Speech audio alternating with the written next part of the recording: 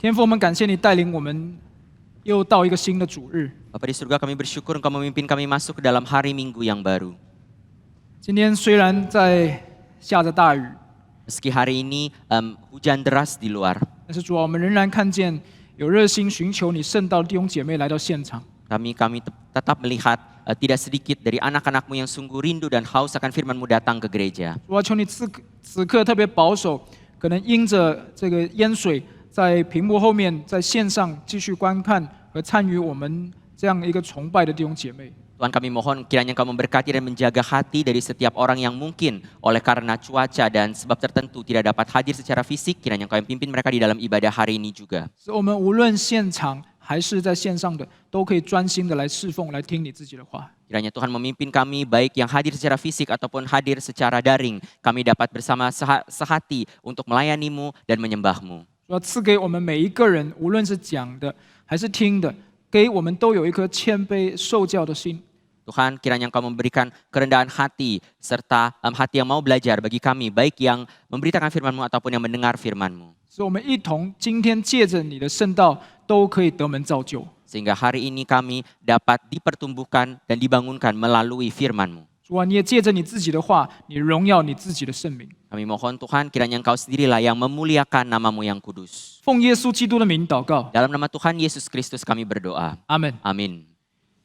请大家翻开圣经到出埃及记的17章。 Mari kita bersama membuka Alkitab kita di kitab Keluaran pasal 17. 出埃及记第17章翻到之后，我们来看第8到13节。 Keluaran pasal 17, mari kita membukanya. Kita akan melihat ayat 8 sampai 13.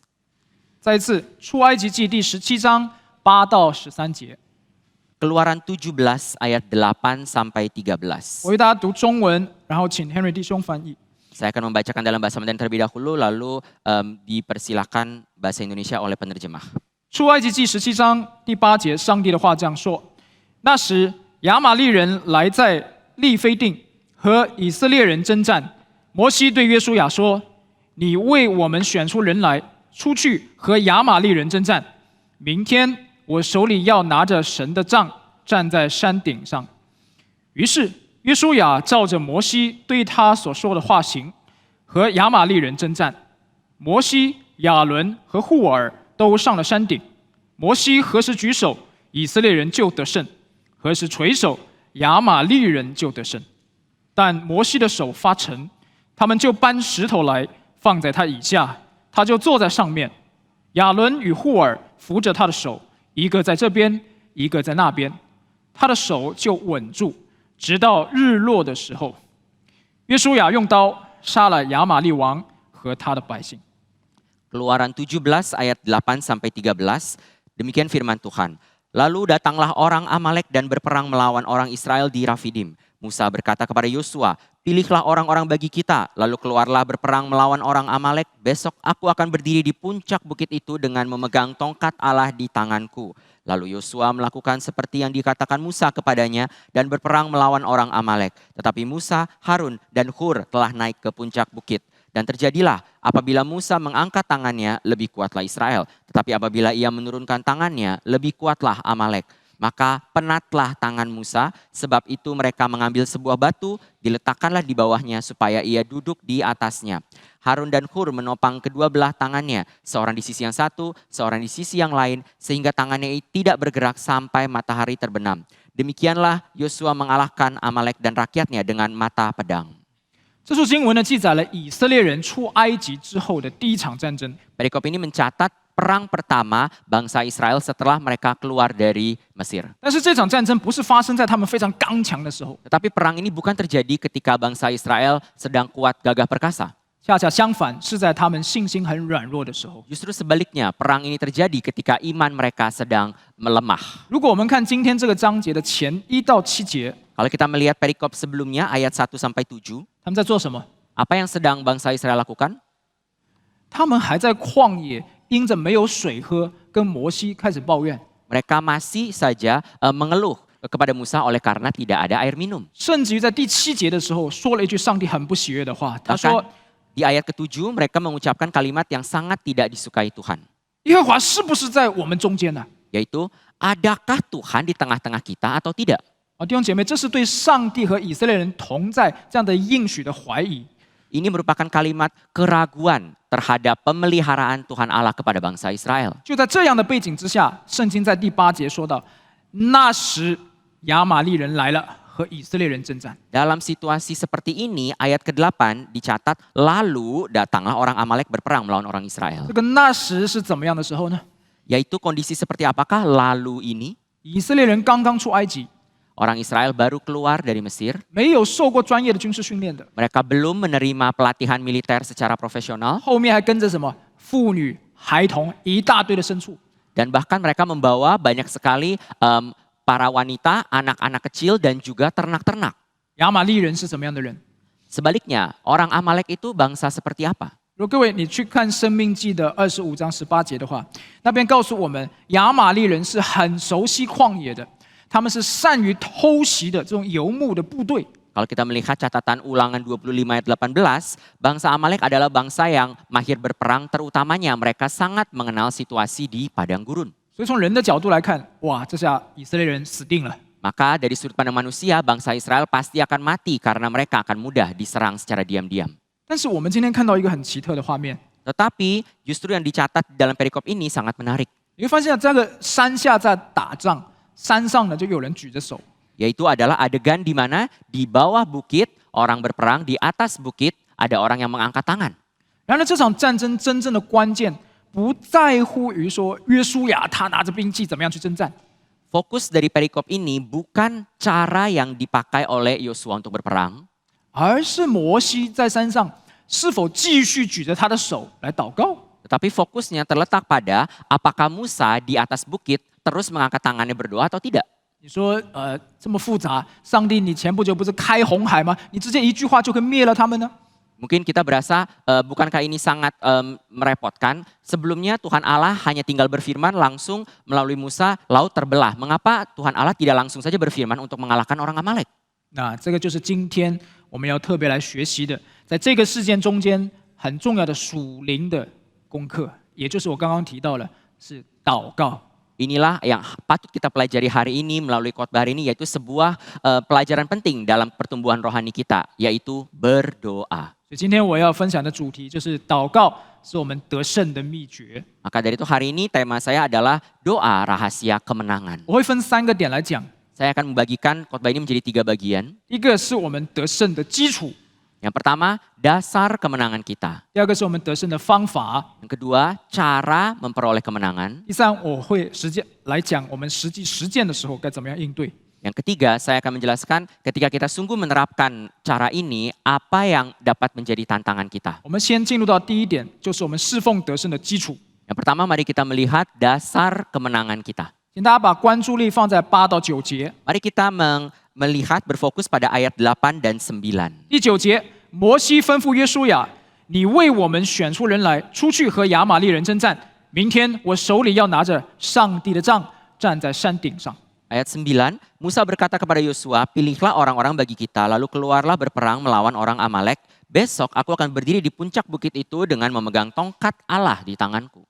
摩西竟然没有告诉他任何的战术， Musa tidak menyampaikan strategi perperangan kepada Yosua. 也没有安排这个兵力怎么样分配， Musa juga tidak mengatur barisan pasukan. 却特别说一句话说：“我会拿一根杖。” Tetapi yang Musa sampaikan justru adalah saya akan memegang tongkat di atas bukit. 那其实从军事的角度来讲，这个话似乎没有什么实用的价值。 Kalau kita lihat dari sudut pandang peperangan militer, kalimat ini sebenarnya tidak ada gunanya. 但是摩西却特意把这句话记载下来， Tetapi Musa dengan sengaja mencatat kalimat ini. 说明这句话本身的意图不是为了军事系统而言的， Itu berarti kalimat ini lebih berfungsi bukan secara militer, 它是要建立摩西手下的这个兵，就是约书亚他的属灵的认知系统。 tetapi fungsi dari kalimat pegang tongkat Allah adalah untuk menguatkan iman dan fungsi rohani dari pasukan Yosua. 使约书亚明白，在这场征战中间，你可以学习什么功课。 Agar Yosua dan pasukannya mengerti apa yang patut mereka pelajari secara rohani dalam perang ini. 摩西要约书亚明白，你去尽力的征战是应当的，但是胜负其实并不在你的手中。 Musa sedang menekankan pada Yosua bahwa kalian berperang, berjuang mati-matian itu memang harus. Tetapi yang menentukan menang atau kalah adalah Allah sendiri. 我相信对约书亚而言，这是一次非常好的领导式的训练。 Saya yakin ini merupakan sebuah pelajaran penting bagi Yosua terutama dalam kepemimpinan rohani. 为什么呢？因为如果他不听这个话的话，当他得胜的时候，很有可能会把荣耀归给他自己。 Karena bila Yosua tidak mengerti hal ini dan ketika mereka menang, maka sangat mungkin mereka akan menyombongkan diri atas kemampuan mereka. 弟兄姐妹，这个对上帝的百姓而言是非常可怕、非常危险的事情。 Ini merupakan kesombongan rohani yang sangat berbahaya bagi umat Allah. 还记得这个基甸在米甸的这场征战吗？ Apakah Bapak Ibu masih ingat bagaimana Gideon berperang dengan bangsa Midian? 当时耶和华就提醒基甸， Pada saat itu Tuhan Allah mengingatkan Gideon 记载在士师记的7章2节， yang dicatat di dalam kitab Hakim-Hakim pasal 7 ayat 2. 耶和华这样说：跟随你的人过多，我不能将米甸人交在他们手中，免得以色列人向我夸大说是我们自己的手救了我们。 Tuhan berkata kepada Gideon, terlalu banyak rakyat yang bersama-sama denganmu yang berperang melawan Midian. Jangan-jangan orang Israel memegahkan diri terhadap aku sambil berkata, tanganku sendirilah yang menyelamatkan aku. 于是发生什么事情？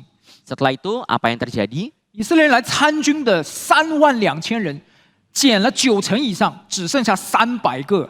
Dari 32.000 pasukan yang telah disiapkan untuk berperang, Tuhan mengurangi jumlah mereka lebih dari 90% sampai sisa 300 orang saja. 实际上，这剩下的300个后来只做什么事情呢？ Dan bahkan sisa 300 orang itu pada akhirnya apa yang mereka lakukan? 他只是吹角，然后呐喊耶和华和基甸的刀。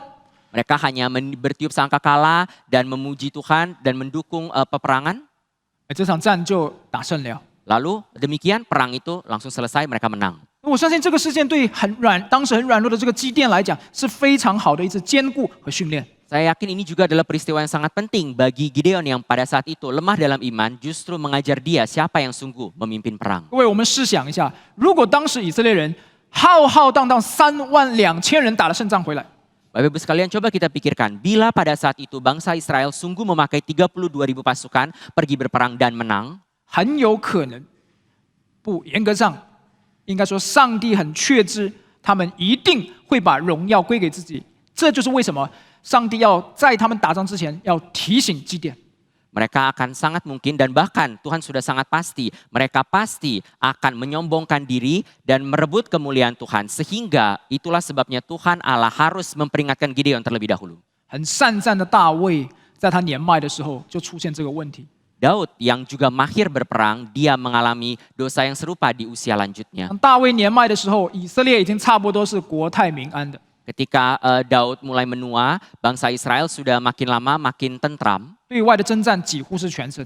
Mereka bisa dibilang perang, segala peperangan dengan bangsa lain menang. 于是他就心高气傲，竟然去数点百姓。他的用意是为要去数点我到底做了多少业绩了。 Maka di usia lanjutnya Daud mulai mau menghitung jumlah pasukan, dengan demikian menghitung berapa banyak jasanya dalam memimpin perang. 这个事情耶和华很不喜悦， Hal ini sangat tidak berkenan pada Tuhan. 就连大卫那个名声败坏的部下约押，他都看出来他的问题所在了。 Bahkan anak buah Daud, Yoab, yang sebenarnya terkenal dengan dosanya, dia pun bisa melihat apa yang Daud lakukan tidak berkenan. 约押试图拦阻大卫，大卫却听不见，执意要去数点。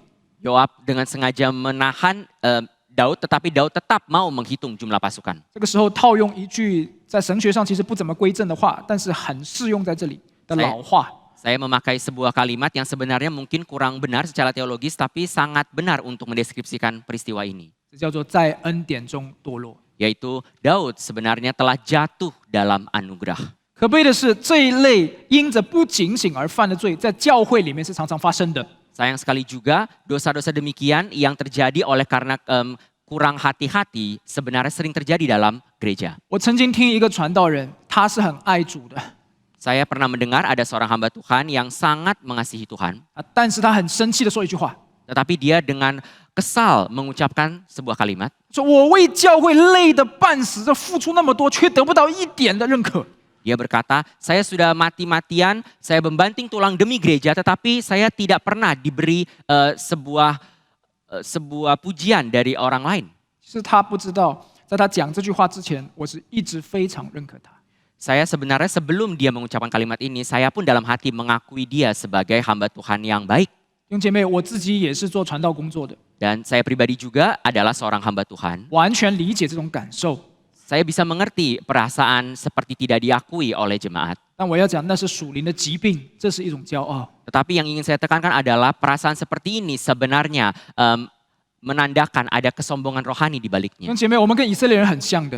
Bapak Ibu sekalian, kita sebenarnya sangat mirip dengan 我 bangsa 断 Israel. 我断不敢说，在座的各位，特别是同工们，我们的侍奉好像是依靠自己， Saya tentu juga tidak berani berkata bahwa pelayanan kita semuanya mengandalkan kemampuan diri. 因为上帝诚然是在过去的36年已经大大的赐福给我们给 LE。 Karena memang buktinya Tuhan sudah memimpin GRII selama 36 tahun yang sudah lalu. 但是我们要警醒， Tetapi hendaklah kita terus 我 berwaspada. 们是否也会和大卫一样，一不小心就会数点起自己的功劳来呢？ Apakah kita mungkin secara tidak sengaja kita mungkin akan seperti Daud, kita mulai menghitung jasa kita dalam pelayanan. 可能不知不觉就窃取上帝的荣耀。 Dan mungkin secara tidak sengaja tanpa kita sadari kita merebut kemuliaan Tuhan. 愿主保守我们。 Kiranya Tuhan yang menjaga hati 路 kita. 加福音17章10节这样说： Lukas 17 ayat 10 mencatat, 你们做完了一切所吩咐的，只当说我们是无用的仆人，所做的是我们因着本分而做的。 apabila kamu telah melakukan segala sesuatu yang ditugaskan kepadamu, hendaklah kamu berkata, kami adalah hamba-hamba yang tidak berguna, kami hanya melakukan apa yang harus kami lakukan. 请问约书亚的得胜当归功给谁？ Kemenangan Yosua seharusnya adalah jasa siapa? 归给他自己吗？ Apakah jasa Yosua sendiri? 还是他一起征战的战友？ Atau jasa pasukan-pasukan? 还是摩西？ Atau jasa Musa? 又或者其实是那一根杖？ Sebenarnya itu adalah jasa dari tongkat Allah. 各位，这个杖曾经变过蛇， Bapak Ibu sekalian, tongkat ini sebelumnya pernah menjadi ular. 降下过石灾， Tongkat ini pernah menurunkan 10 tulah. 分开过红海。 Tongkat ini pernah membelah Laut Teberau. 前不久的时候还击打磐石，能够出水的。 Dan sebelumnya tongkat ini juga pernah memukul batu dan mengeluarkan air dari batu. 在那一个时代，这个杖代表了上帝他自己的作为以及他的全能。 Pada saat itu tongkat Allah ini melambangkan kuasa dari Tuhan Allah sendiri. 然而，如果没有上帝他自己的祝福， Namun bila tidak ada berkat dari Tuhan sendiri, 那个杖就是一根朽木，毫无用处。 tongkat itu akan sama dengan kayu biasa, tidak ada gunanya. 然而，当我们思想耶稣基督的话的时候， Tetapi ketika kita merenungkan firman Yesus Kristus, 耶稣基督说：“天上地下一切的权柄都赐给我了。” Yesus Kristus berkata, segala kuasa di atas langit dan di bumi semua telah diberikan padaku. 他又好像那一根杖一样，他说：“离了我的话，你们做不了什么。” Sama juga seperti tongkat itu, dia berkata kepada umat-umatnya, di luar aku kamu tidak dapat berbuat apa-apa. 弟兄姐妹，在这两者之间，我们可以看到上帝循序渐进的一个启示。 Maka dari itu, dari kedua firman ini kita melihat ada wahyu Tuhan yang berjalan secara berkala. 在那一个时代是上帝的杖， Yang tongkat ini di perjanjian lama adalah tongkat Allah. 现在是耶稣基督的圣名。 Tapi sampai sekarang ini setelah kuasa Allah telah dinyatakan melalui firman Yesus Kristus. 说到这个名，我们再熟悉不过了。 Nama Yesus Kristus kita semua sudah tahu. 我们在祷告的时候，常常说奉耶稣基督的名，阿门。 Kita seringkali dalam doa kita berkata demi nama Tuhan Yesus, amin. 另外呢，还有一些人用它来发号施令。 Ada juga orang yang memakai nama Tuhan Yesus untuk memberi perintah. 使徒行传的3章6节就记载，彼得他说：“我奉拿撒勒人耶稣基督的名，叫你起来行走。” Di dalam Kisah Para Rasul 3 ayat 6, Petrus sendiri juga pernah berkata, demi nama Yesus Kristus, orang Nazaret itu, aku perintahkan engkau berjalanlah. 使徒保罗则用一句话来概括， Rasul Paulus memakai satu kalimat untuk merangkumkan hal ini. 他说：“无论做什么，或说话或行事，都要奉主耶稣的名，借着他感谢父上帝。” Paulus berkata, dan segala sesuatu yang kamu lakukan, baik perkataan atau perbuatan, lakukanlah semuanya itu dalam nama Tuhan Yesus sambil mengucap syukur. 亲爱的弟兄姐妹，奉耶稣基督的名，它绝非是一个宗教的口号或者是什么的咒语类的东西。 Maka dari itu yang disebut dalam nama Tuhan Yesus bukanlah sebatas slogan agama ataupun bahkan sebuah mantra. 奉耶稣基督的名，就像高举那个杖一样，它是预表着说要奉上帝的全能来行事。 Dalam nama Tuhan Yesus berarti sama seperti Musa yang mengangkat tongkat Allah, itu berarti kita bersandar kepada kuasa Tuhan Allah dalam bertindak. 圣经记载了犹太祭司长是基瓦的7个儿子， Alkitab juga mencatat seorang yang bernama Skewa, yaitu adalah imam kepala Yahudi di Kisah Para Rasul. 圣经说这7个儿子是干什么？他们是念咒来赶鬼的。 Dan dicatat bahwa ada 7 orang dari kepala imam ini, mereka sedang memakai nama Yesus sebagai mantra. 然后圣经说，他们是念咒赶鬼的，却要向那些被鬼附着的人擅自奉耶稣的名去赶他们。 Alkitab mencatat bagaimana mereka memakai nama Yesus sebagai mantra untuk mengusir setan yang merasuki orang-orang. 他这样说，他们说我奉保罗所传的耶稣赦令你们出来。 Alkitab mencatat mereka mengucapkan kalimat demikian. Aku menyumpahi kamu demi nama Yesus yang diberitakan oleh Paulus. 恶鬼就回答他们说：“耶稣我认识， Lalu roh jahat yang merasuki orang-orang itu menjawab mereka, Yesus aku kenal. 保罗我也知道， Paulus aku juga kenal. 你们是谁？” Tetapi kamu siapakah kamu? 然后恶鬼就附在他们的身上，剩了他们中间 Setelah itu 2个人。 roh jahat itu justru merasuki 2 orang dari ke-7 orang tersebut. 你看哦，魔鬼不认他们。 Itu berarti setan pun tidak mengakui mereka. 但是今天我们要看到的是，魔鬼认不认他们不是最可怕的， Tetapi hari ini akan kita lihat adalah yang paling menakutkan bukan setan tidak mengakui manusia. 魔鬼伤了他们不是最可怕的， Yang paling menakutkan bukan setan menyakiti manusia. 最可怕的是我们自以为我们认识的那个主，他对我们说：“我从来不认识你们。” Tetapi yang paling menakutkan adalah Tuhan kita pada akhirnya berkata kepada kita, aku tidak pernah mengenal kalian. 然后又把我们丢在火炉里面，我们就要哀哭切齿了。 Bila demikian, Tuhan akan membuang kita ke dalam api dan di sana hanya ada kertak. 今天我们的侍奉会不会也像成了耶稣基督口里面所说的：“主啊，主啊，我不是奉你的名传道，奉你的名赶鬼吗？” Hari ini apakah pelayanan kita justru pada akhirnya akan menjadi sebuah teriakan kepada Tuhan yang berkata, bukankah kami sudah melakukan banyak hal demi nama Tuhan?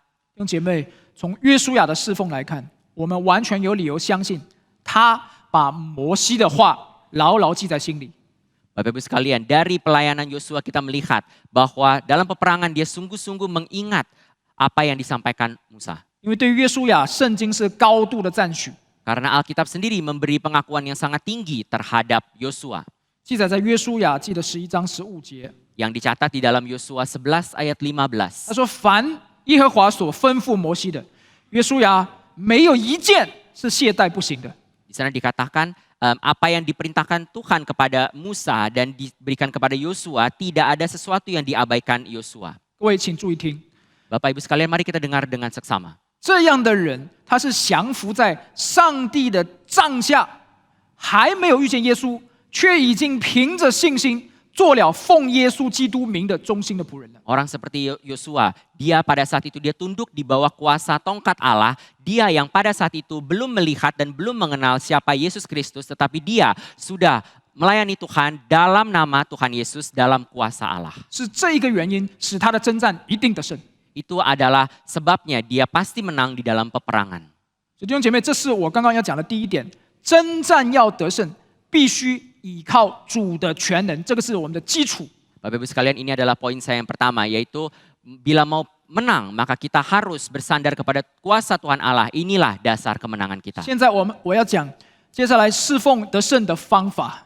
Yang kedua, saya akan menjelaskan tentang cara mendapat kemenangan. 我们回到圣经， Mari kita melihat kembali ke perikop yang tadi. 请注意看，摩西他现在正在什么地方？ Mari kita melihat di manakah Musa berada pada saat itu. 圣经说在山顶。 Alkitab mencatat Musa ada di puncak bukit. 圣经常常记载，上帝常常在山上或是山顶与他的仆人来互动。 Alkitab sering mencatat bagaimana Tuhan sering memakai gunung untuk berinteraksi dengan hambanya. 除了摩西以外呢，我们甚至可以看到亚伯拉罕他在这个摩利亚山献以撒的时候，他就在山上与上帝相会。 Selain dari Musa, kita juga melihat Alkitab mencatat misalnya Abraham ketika Tuhan memerintahkan dia untuk mempersembahkan anaknya Ishak, mereka pun juga naik ke atas gunung Moria untuk berinteraksi dengan Tuhan. 以利亚也是在这个加密山上，靠着主的大能，大战巴利的450个假先知。 Nabi Elia pun juga mengandalkan kuasa Tuhan di atas gunung Karmel untuk berperang dan mengalahkan 400 lebih nabi Baal. 随后他就软弱，因为要逃避这个耶洗别的面。 Setelah itu, Elia pun juga di dalam kelemahannya demi melarikan diri dari Isabel. 他逃到哪里去了？ dia lari kemana? 他又逃到了这个上帝的山，就所谓的何烈山，躲避耶洗别，但是在那里又遇见了耶和华的作为。 Dia lari sampai ke gunung Horeb dan di sana pun Tuhan juga muncul dan berinteraksi dengan dia. 所以我们都看见这些的事情跟主相交的事情，常常在那一个时代发生在山上。 Maka dari itu pada zaman itu sebenarnya interaksi dan persekutuan antara hamba Allah dengan Tuhan Allah seringkali terjadi di atas gunung. 到了耶稣的时代的时候，我们发现耶稣变相，他也在山上。 Sampai di zaman Yesus kita melihat ketika Yesus transfigurasi berubah wujud pun dia juga ada di atas gunung. 所以弟兄姐妹，看我们今天的这个圣经里面的事件的时候，我们有理由相信，摩西他在山上举着手，也是跟主来相交的。 Maka dari itu ketika pada saat ini Musa berada di atas bukit, kita juga dapat mengambil kesimpulan pada saat itu Musa juga sedang bersekutu, berinteraksi dengan Tuhan Allah. 在整个旧约的语境中间，举手通常是祷告的身体表达。 Selain itu dalam konteks perjanjian lama kita melihat mengangkat tangan seringkali juga adalah postur tubuh orang dalam berdoa. 比如诗人大卫就这样说， Misalnya pemazmur Daud berkata, 他说：“主啊，我呼求你，向你的至圣所举手的时候，求你垂听我恳求的声音。” Daud berkata, apabila aku berteriak kepadamu minta tolong dan mengangkat tanganku ke tempatmu yang maha kudus, dengarkanlah suara permohonanku. 列王记上的8章22节记载，所罗门站在耶和华的坛前，他向天举手就祷告。 Lalu demikian juga bagaimana dicatat di dalam kitab Raja-Raja, Salomo pun juga mengangkat tangannya untuk berdoa. 以斯拉在献晚祭的时候，就双膝跪下向耶和华举手祷告。 Lalu Ezra pun juga demikian, dia sambil berlutut, dia menadahkan tangannya kepada Tuhan Allah berdoa. 到了新约，保罗说：“我愿男人都举起圣洁的手，随处祷告。” Paulus sendiri di dalam perjanjian baru 1 Timotius dia juga mencatat bagaimana dia ingin orang laki-laki pun juga berdoa dengan menadahkan tangan. 由此推断，摩西在那里举手，应该也就是在祷告。 Maka kita dapat mengambil kesimpulan Musa pada saat ini di atas bukit juga sedang mengangkat tangan 他 berdoa. 不但举着手祷告，他还拿着上帝的杖。 Dia bukan hanya mengangkat tangan berdoa, dia juga meninggikan tongkat Allah. 这就意味着，如何依靠上帝的全能，提供了一个非常实际的方法，那就是要祷告。 Ini memberi tahu kita bahwa bersandar kepada kuasa Tuhan Allah melalui doa, bentuk doa. 圣经今天我们读的第11节已经清楚告诉我们这条真理。 Inilah yang sudah disampaikan dengan jelas di dalam perikop yang kita baca hari ini. 摩西何时举手，以色列人就得胜；何时垂手，亚玛利人就得胜。 Musa mengangkat tangan, lebih kuatlah Israel.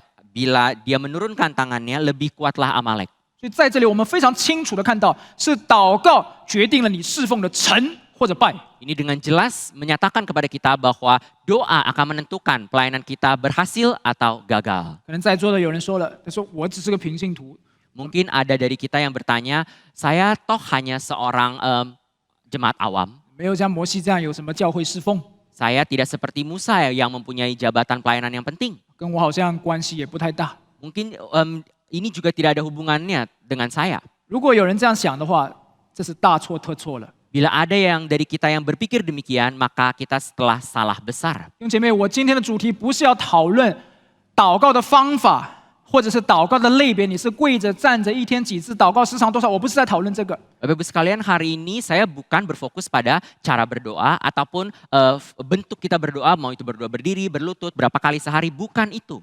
我今天要强调的是，祷告是每一个基督徒当尽的责任，因为祷告本身就是一个侍奉。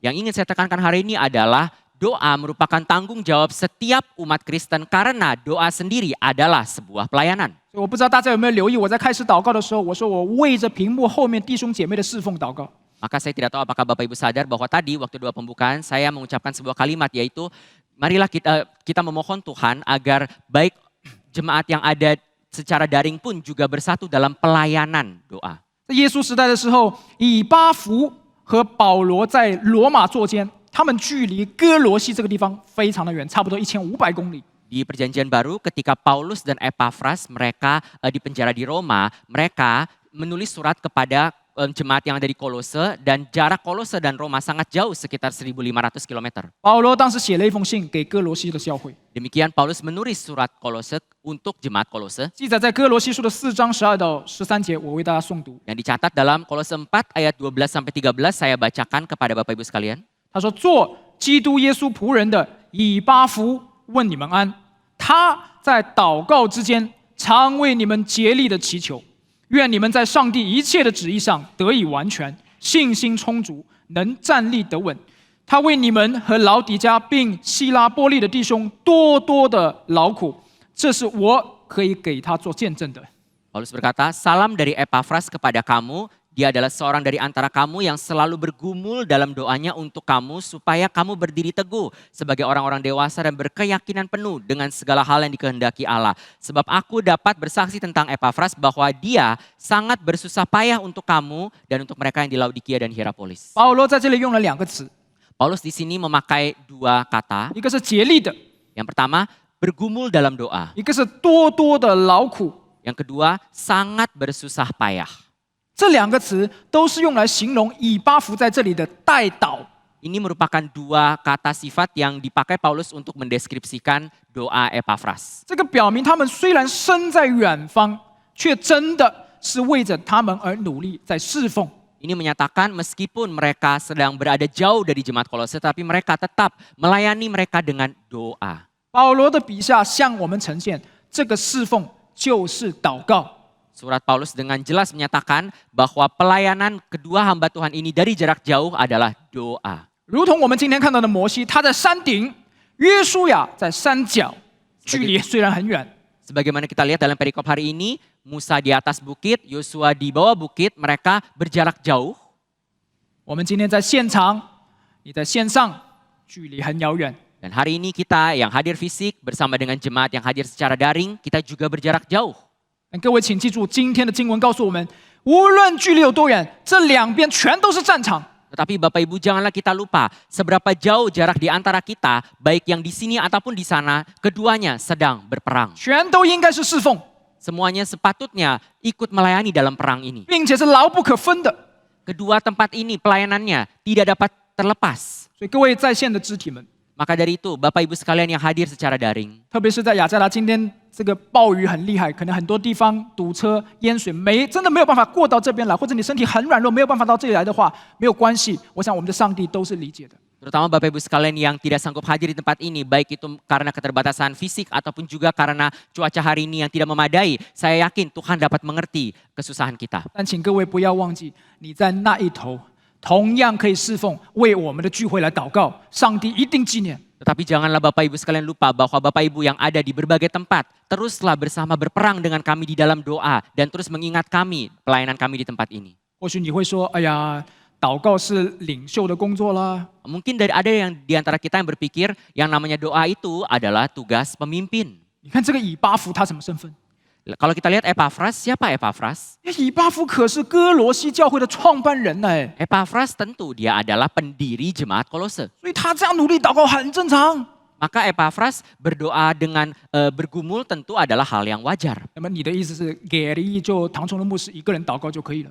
Apakah itu berarti kita menganggap bahwa di GRI hanya perlu patong sendiri saja yang berdoa? 拜托，绝对不是这样。 Tentu bukan demikian. 我们来看一些例子。 Mari kita melihat beberapa contoh yang lain. 哈拿， Misalnya Hana. 她是一个非常普通的女性， Hana adalah seorang wanita yang sangat biasa. 没有什么圣公的职分， Dia tidak memiliki jabatan dalam gereja. 没有什么教会的权柄， Dia juga tidak mempunyai kuasa khusus. 她甚至还是在家庭中间受到欺压的一个人。 Dia bahkan juga adalah seorang wanita yang ditindas dalam keluarganya 各位， sendiri. 她是一个彻彻底底的平信徒。 Dia adalah jemaat yang sangat-sangat awam. 而圣经在描写她祷告的时候，却只记载了她切切的向主祷告，她个人的痛苦是什么痛苦？就是她不生孩子。 Tetapi Alkitab justru mencatat doa dia yang sangat singkat, doa yang benar dari dalam hatinya diutarakan untuk menyatakan kesusahan hatinya, yaitu tidak mempunyai anak. 各位，你看到上帝的回应是什么？ Lalu kita melihat apa yang menjadi respons Tuhan setelah mendengar doanya. 上帝赐给她一个孩子，他的名字叫做撒母耳。 Tuhan sungguh mendengar doanya dan memberikan anak kepadanya yang bernama Samuel. 撒母耳是谁？ Siapa itu Samuel? 他结束了整个士师的混乱时代。 Samuel telah mengakhiri masa kekacauan di hakim-hakim. 撒母耳建立了整个君王制度， Samuel dipakai Tuhan juga untuk mendirikan kerajaan Israel. 预备了非常伟大的大卫王朝。Samuel juga dipakai oleh Tuhan untuk mempersiapkan kerajaan Daud. 各位，这个看起来好像没有很伟大的为国家、为这个信徒们祷告的这样的一个平信徒，他竟然生出了改变整个以色列历史以色列民族历史的这样一个伟大的人物撒母耳。 Orang yang sangat awam seperti Hana, dalam doanya yang begitu sederhana, Tuhan justru memakai dia untuk mengubah bentuk dan juga mengubah masa depan dari bangsa Israel dari sebuah doa yang sangat sederhana.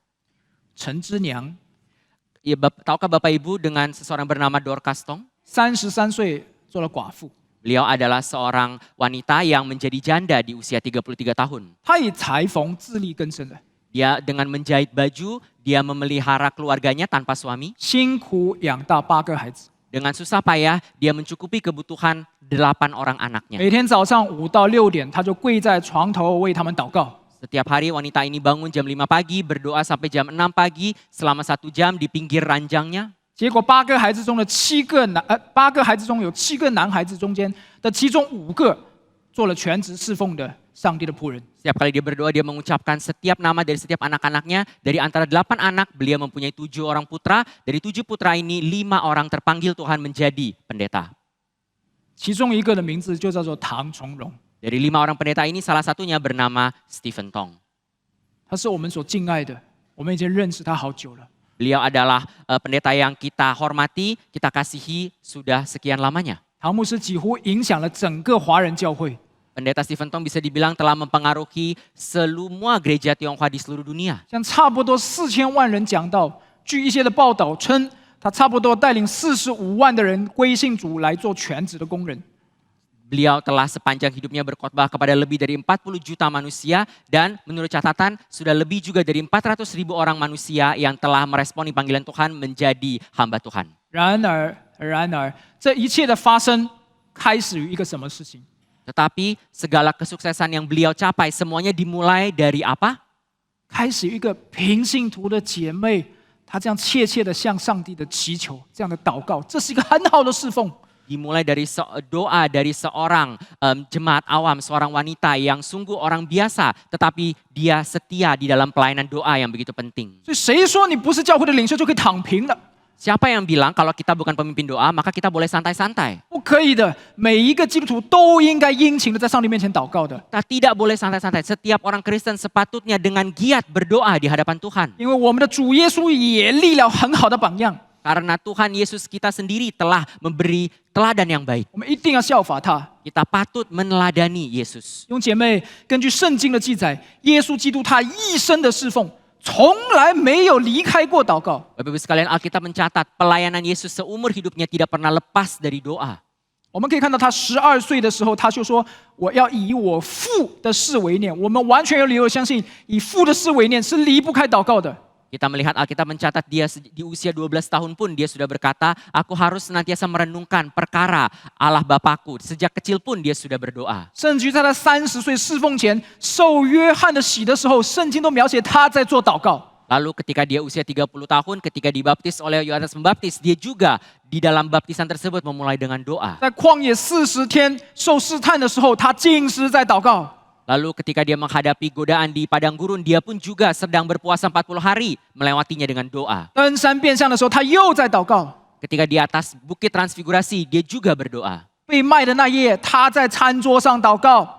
Ketika malam dia dijual, dia juga berdoa di dalam perjamuan terakhir. 以后出去在克西马园的路上，又发出了祷告。这个祷告就是在约翰福音17章很著名的大祭司的祷告。 Dan setelah itu ketika perjalanan ke dalam Taman Getsemani juga dicatat di dalam Yohanes 17 sebagai doa yang sangat penting, doa seorang imam. 以后进入到园内，他有一连3次为着这个苦杯来祷告。 Lalu sampai ke dalam Taman Getsemani, dia juga berdoa dengan serius 3 kali berdoa untuk cawan itu lalu.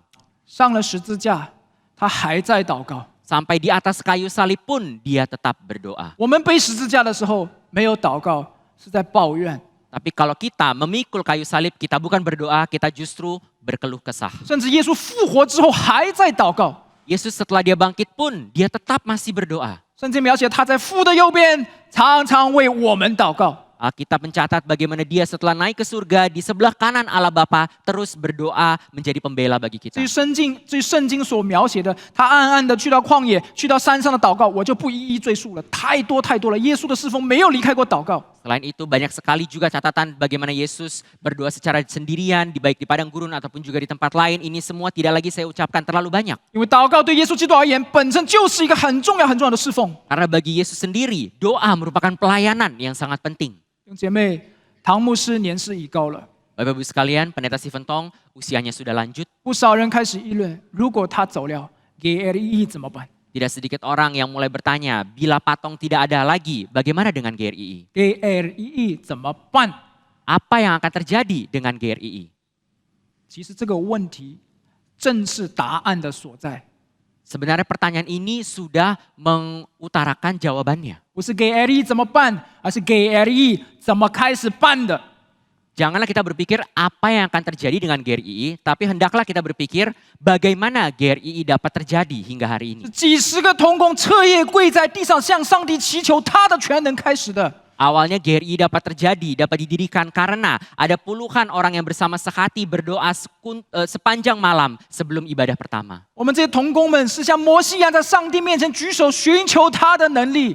Para rekan-rekan itu bagaikan Musa yang berada di atas bukit yang sungguh mengangkat tangan berdoa memohon kuasa Tuhan. 各位，成或败就在我们的祷告之间。 Bapak Ibu sekalian, pelayanan kita berhasil atau gagal sungguh bergantung pada doa kita.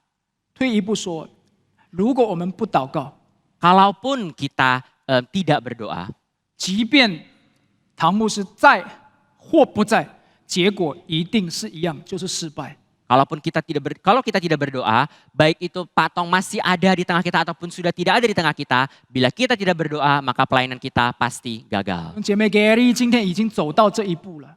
Bapak Ibu sekalian, GRI hari ini sudah berjalan sampai hari ini. 现在上帝不是差摩西上山， Hari ini Tuhan bukan lagi mengutus Musa naik ke bukit, 而是差我们这些人上山。 tapi Tuhan mengutus setiap kita naik ke bukit. 各位，我们不用担忧，我们不用害怕，我们只管祷告。 Bapak Ibu sekalian, kita tidak perlu takut, kita tidak perlu khawatir. Yang perlu kita lakukan adalah berdoa. 因为我们这样祷告，我们真的是可以像摩西一样，看主为我们成就大事。 Karena bila kita sungguh berdoa, kita akan dapat seperti Musa, kita sanggup melihat dengan mata kita sendiri bagaimana Tuhan yang bekerja. 我希望没有人随便利用我的话。我们当然不是只是祷告，我们当然有自己要尽的本分，但是这个是基础，这个是很重要的，向上帝交托，寻求主的能力带领我们的侍奉。 Saya berharap tidak ada Bapak Ibu sekalian yang menyalahgunakan atau menyalahartikan kalimat saya. Bukan berarti kita hanya perlu berdoa. Bukan begitu. Tetapi tentu selain berdoa ada tanggung jawab kita yang perlu kita emban. Tetapi doa merupakan dasar dari pelayanan kita. 讲到这里的时候，可能有的弟兄姐妹心里说阿门， Mungkin sampai di sini ada dari antara kita yang tentu berkata amin. 但是我想你也不要阿门的太快， Tapi saya rasa jangan juga amin terlalu cepat. 因为可能我们的手也是没举多久就软弱了。 Karena mungkin kita juga sama seperti Musa, baru menadahkan tangan tidak berapa lama kita langsung merasa 就 capek. 不能祷告了。 Kita langsung penat, kita tidak lagi sanggup berdoa.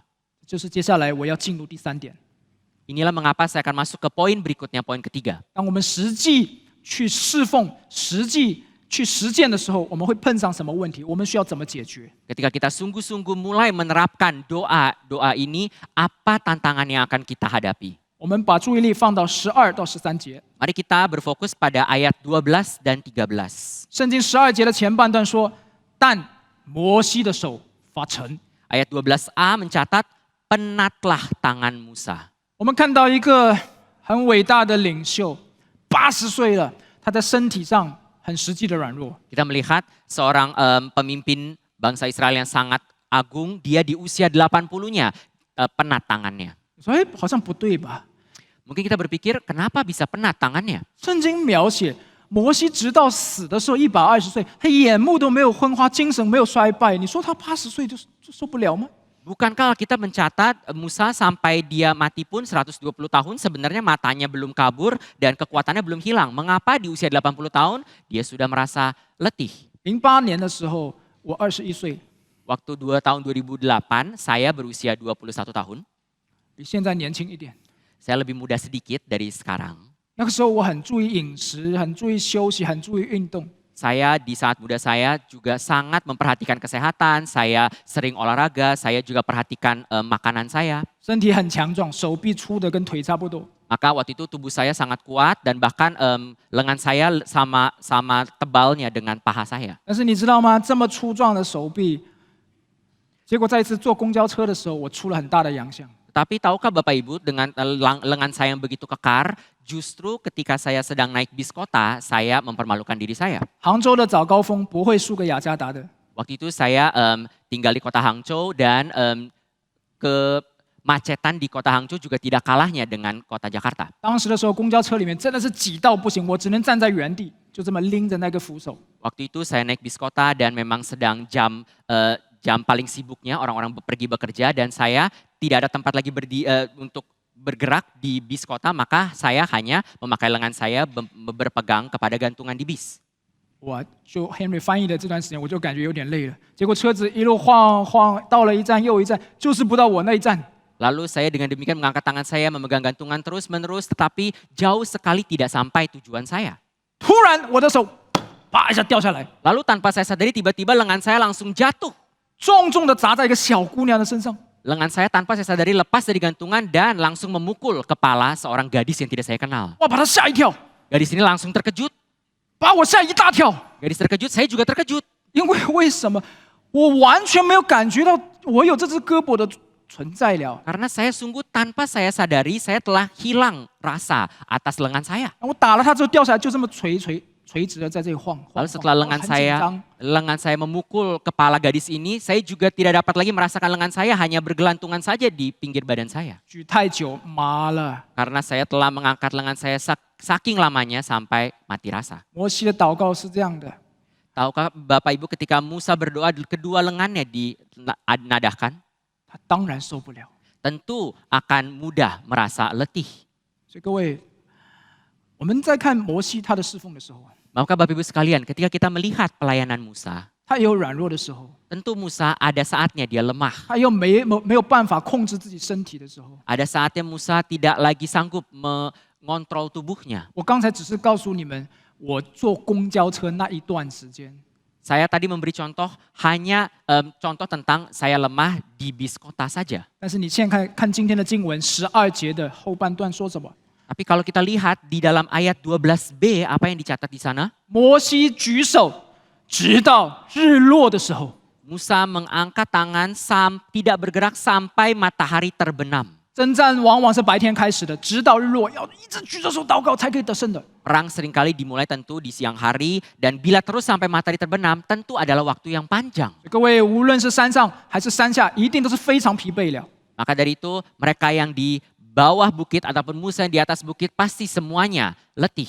然后呢，又碰上这么诡诈的亚玛力人， Lalu tentu mereka masih harus berperang dengan bangsa Amalek yang sangat licik. 记载在《生命记》的25章17到18节，说到亚玛力人趁以色列人疲乏困倦的时候，就击杀他们后面软弱的人。 Kelicikan orang Amalek dicatat di dalam kitab Ulangan pasal 25 ayat 17 sampai 18, yaitu orang Amalek akan mendatangi orang Israel ketika mereka lemah dan menyerang menghantam mereka.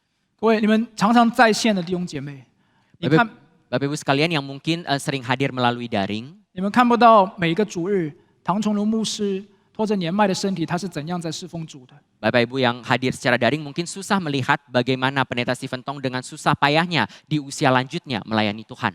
现场的弟兄姐妹，我们看得很清楚，这一位老人是如何征战的。 Tapi Bapak Ibu sekalian yang hadir secara fisik, kita dapat melihat dengan jelas bagaimana orang tua kita ini melayani dengan penuh perjuangan. 他的来去离不开轮椅的接送， Kita melihat bagaimana Pak Tong kesini kesana tidak lagi dapat lepas dari kursi roda. 他的上下一定离不开同工的搀扶。 Setiap kali naik turun tangga harus ada orang yang menopangnya.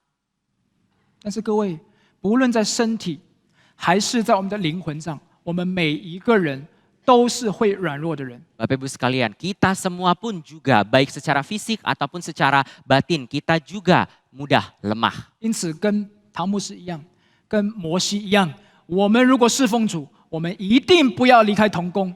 Maka sama seperti pendeta Stephen Tong, sama juga seperti Musa, dalam pelayanan kita tidak boleh lepas dari rekan-rekan. 这个是相当清楚的圣经原则，从创世纪就开始了。 Ini adalah prinsip yang sangat jelas yang dicatat dalam Alkitab bahkan sejak kitab Kejadian. 创世纪2章18节说：“那人独居不好。” Kejadian 2 ayat 18 mencatat tidak baik orang manusia itu seorang diri. 这是2章18节。但是如果我们看上文的2章15到17节的时候， Ini adalah Kejadian 2 ayat 18, tapi kalau kita lihat ayat sebelumnya 15 sampai 17, 他说：“耶和华上帝将那人，也就是亚当，安置在伊甸园，使他修理看守。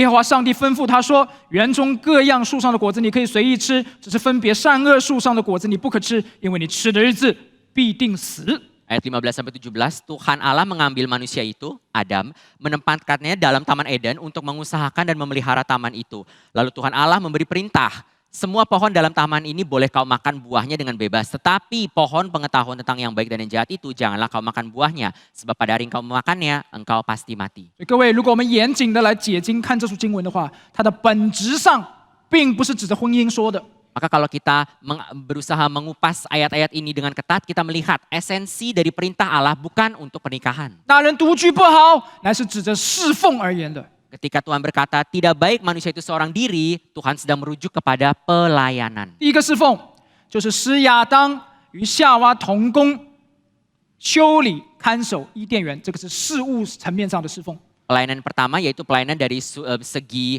tugas, yaitu tugas yang diberikan kepada Adam dan Hawa untuk sehati bersama mengusahakan dan memelihara Taman Eden.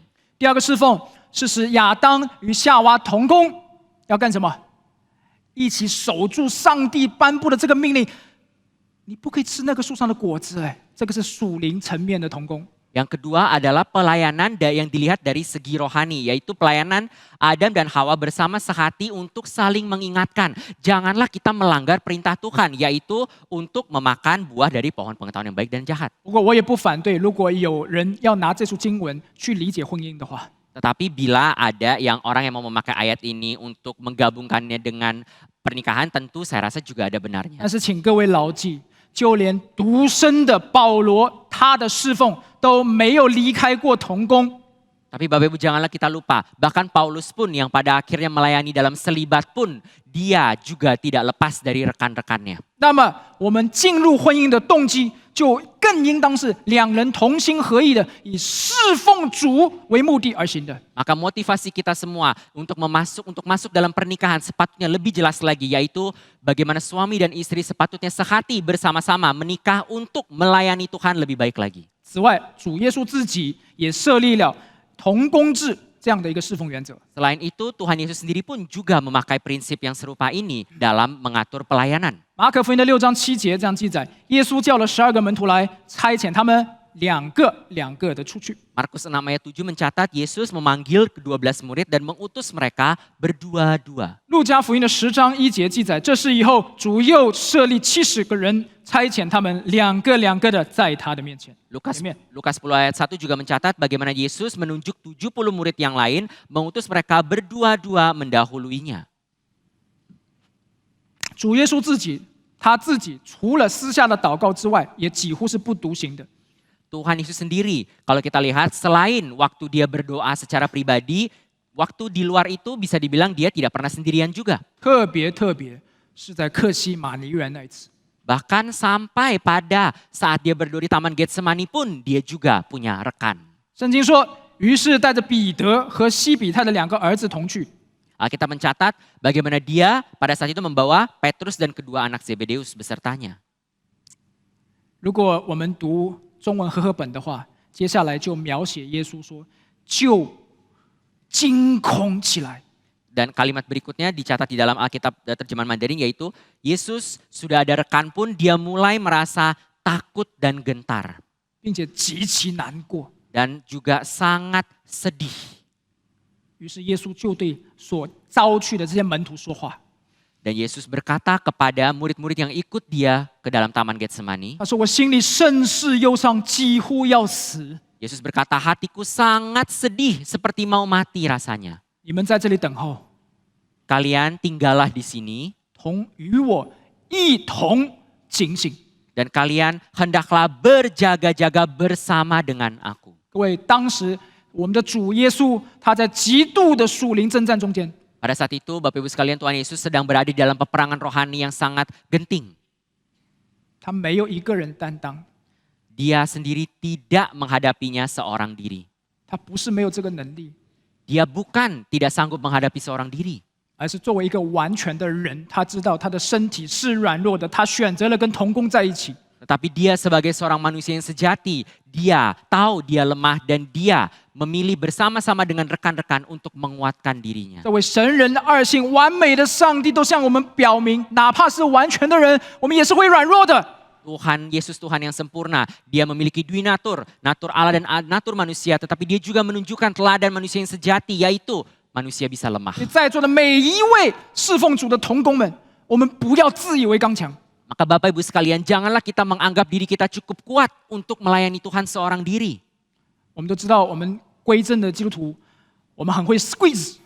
Kita sebagai orang Kristen Reform, kita juga sangat sering belajar untuk squeeze diri kita. 这是非常好的，唐牧师开始立下的榜样。严格上来讲，是从主耶稣就开始立下来的。 Ini merupakan semangat yang menjadi teladan dari Pendeta Stephen Tong untuk memeras diri kita. Memang teladan yang baik, tetapi sebenarnya dimulai dari Tuhan Yesus sendiri. 但是请注意听，上帝不只是拣选很会 squeeze 的人来同工， Tapi janganlah kita lupa bahwa Tuhan tidak hanya memilih orang-orang yang sanggup memeras diri untuk bekerja baginya. 上帝更是建立了一个彼此同工的教会侍奉体制。 Tapi Tuhan sendiri juga sudah menerapkan sistem melayani tanpa seorang diri. Sistem melayani dengan rekan-rekan. 使我们能够更好、更安全、更稳定的、更一起有力的去侍奉主。 Agar dalam rekan-rekan yang bersama, kita secara kelompok kita dapat melayani dengan lebih baik, dengan lebih aman, dan lebih bersemangat untuk Tuhan. 保罗说：“身子是一个，却有很多的肢体，而且肢体虽然多，仍旧是一个身子。基督也是这样。” Paulus sendiri berkata, seperti tubuh itu satu, anggota-anggotanya banyak. Dari antara segala anggota banyak itu, sekalipun banyak, tetap merupakan satu tubuh, demikian pula Kristus. 各位，独行不是信心的表现， Maka dari itu, bekerja seorang diri bukanlah wujud iman yang kuat. 独行有的时候是必要的， Memang ada waktunya kita patut sendirian. 但更多的时候，它可能显出了我们违背圣经原则自己的骄傲。 Tetapi seringkali sendirian itu justru lebih sering menunjukkan kesombongan yang bertolak belakang dengan prinsip Alkitab. 是十分危险的。 Ini merupakan hal yang sangat berbahaya. 我不知道在印尼有没有一个电视节目叫《动物世界》， Saya yakin Bapak Ibu sekalian sudah tahu juga ada yang namanya Discovery Channel, ada juga acara-acara tentang alam dan hewan. 我说我不知道 Henry 翻是 yakin， Ya, 所以是有，对不对？ ya. OK， Itu Bapak Ibu juga tahu Discovery Channel. 如果大家看《动物世界》的话， Kalau kita menonton Discovery Channel dan acaranya tentang hewan-hewan, 你就知道这些野兽专门盯哪一些动物去袭击它。 kita akan melihat bahwa biasanya ketika hewan memburu, mereka mencari mangsa yang seperti apa?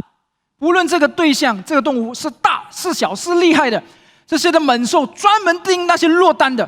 Kalau mereka mau pergi memburu, mereka pasti akan mencari mangsa-mangsa yang sedang sendirian. Tidak peduli mangsanya besar atau kecil atau cepat atau lambat. 各位，圣经说仇敌魔鬼就如同吼叫的狮子一样，专门去寻找吞吃这类自以为是好像很能干的。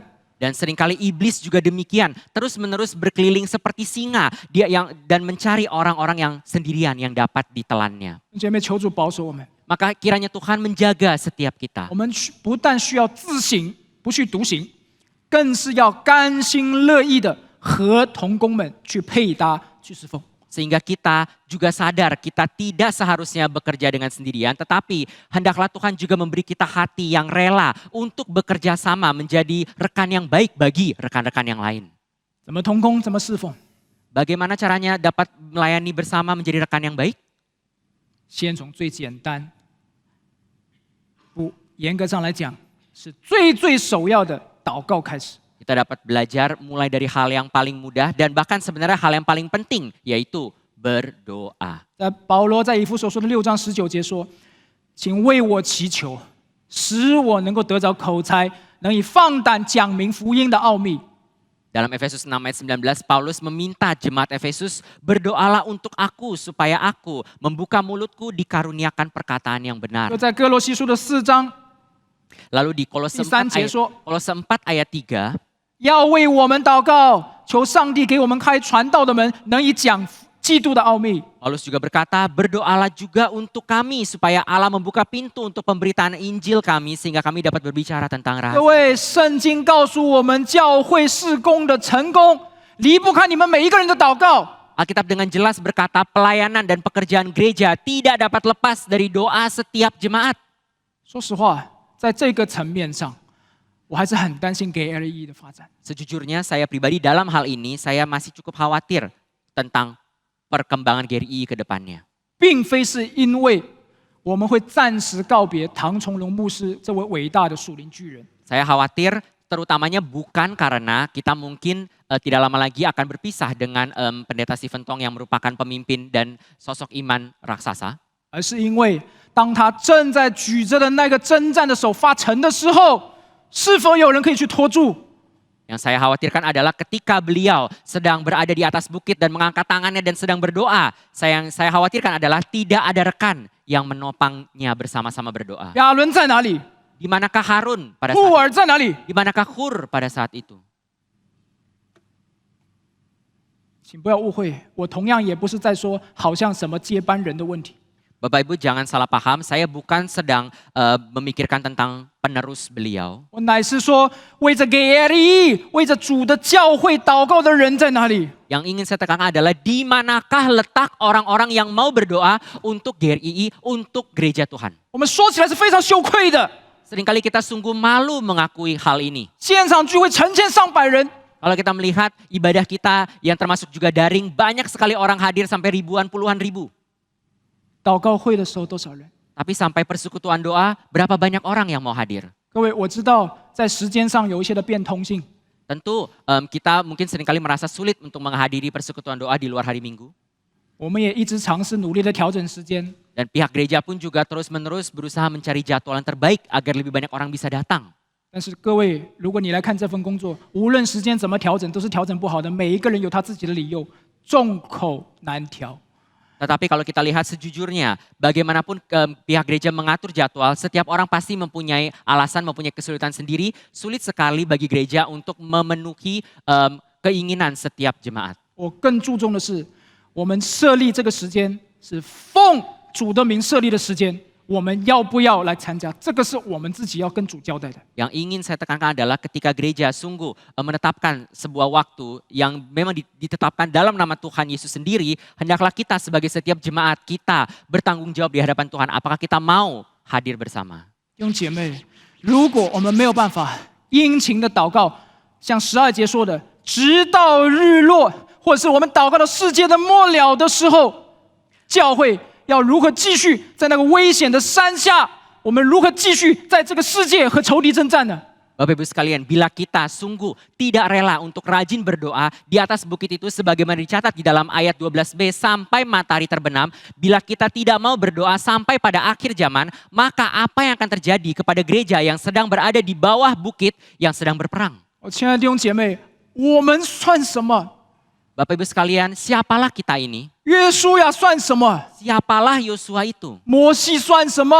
Siapalah Musa itu? 就连我们所敬爱的唐崇荣牧师到底算什么？ Bahkan pendeta Stephen Tong pun yang kita sangat hormati, siapalah beliau? 如果没有那一双圣洁的手举起来，在上帝的面前寻求他的大能的话， Jika tidak ada tangan yang sungguh-sungguh mau diadahkan kepada Tuhan dan memohon kuasa Tuhan, 我们都要灭亡，教会没有前途。 kita semua, termasuk juga orang-orang yang besar ini, kita semua akan binasa. Masa depan gereja juga binasa. 弟兄姐妹，我是存着一个战兢的心讲这篇信息的， Bapak Ibu sekalian, saya sungguh dengan hati yang gentar menyampaikan khotbah hari ini. 因为不止你们心里面清楚，我自己心里面也清楚，我们的祷告生活是非常缺乏的。 Karena bukan hanya Bapak Ibu sendiri, dalam hati Bapak Ibu jelas tahu, saya sendiri pun dalam hati saya juga tahu dengan jelas bahwa kita seringkali malas berdoa. 我们一同以罪人的身份在上帝的面前，求上帝赦免，求上帝的恩和爱继续激励我们，能够参与到祷告这样的一个侍奉中间来。 Hendaklah kita dalam hati kita terus-menerus memohon akan anugerah dan belas kasihan Tuhan untuk mendorong kita makin giat lagi berbagian di dalam doa pelayanan yang kelihatannya tidak penting ini. 我今天的结语就一句话： Hari ini kesimpulan saya hanya satu kalimat. 祷告， Berdoalah. 祷告， Berdoalah. 寻求上帝的全能。 Carilah kuasa Tuhan Allah. 我们一起来祷告。 Mari kita bersatu dalam doa. 主啊，你的孩子们、你的仆人们，在你的面前， Ya Tuhan, demikianlah kami sebagai anak-anak-Mu, hamba-hamba-Mu hadir di hadapan-Mu. 你知道我们在祷告上是非常亏欠你的。 Ya Tuhan, Engkau juga tahu bagaimana kami seringkali mendukakan hati-Mu dalam doa-doa kami.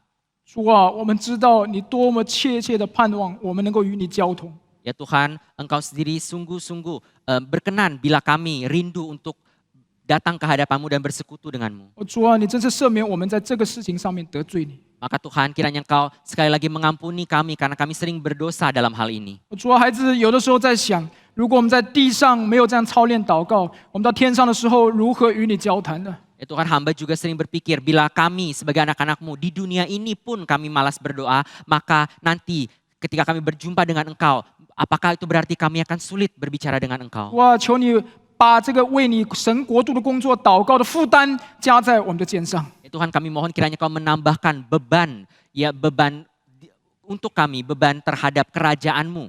主啊，你不是叫我们感受到这样祷告的重担，而是叫我们感受到这样祷告的责任。因为担当的重担已经由我主耶稣基督他担当了。 Tolonglah kami ya Tuhan dalam beban yang Engkau embankan kepada kami di atas pundak kami. Ajar kami untuk tidak merasa beban ini berat. Melainkan kami melihat bahwa ini adalah tanggung jawab yang patut kami emban. Karena beban ini pun sebenarnya sudah dipikul oleh Tuhan kami Yesus Kristus sendiri. 主啊，你也保守我们的祷告会，赐福给我们的每一个事工，使我们在这些事情上面都可以借着祷告来寻求你的能力。 Ya Tuhan, kami mohon pimpinlah dan berkatilah setiap persekutuan doa kami. Dan pimpin kami dalam setiap pelayanan yang Kau percayakan kepada kami. Ajar kami ya Bapa, melalui doa kami sungguh-sungguh memohon atas kuasa-Mu. 主啊，谢谢主，你今天的话语赐给传讲的，也赐给在座的每个弟兄姐妹。 Kami sungguh bersyukur atas firman-Mu yang telah kami dengar pada hari ini. Kiranya Kau sendiri memberkati setiap kami, baik yang memberitakan ataupun yang mendengar. 荣耀归给我们在天上的父。 Kiranya kemuliaan hanya bagi Allah Bapa kami yang ada di surga. 奉耶稣基督的名祷告， Dalam nama Tuhan Yesus Kristus kami telah berdoa. 阿门。 Amin.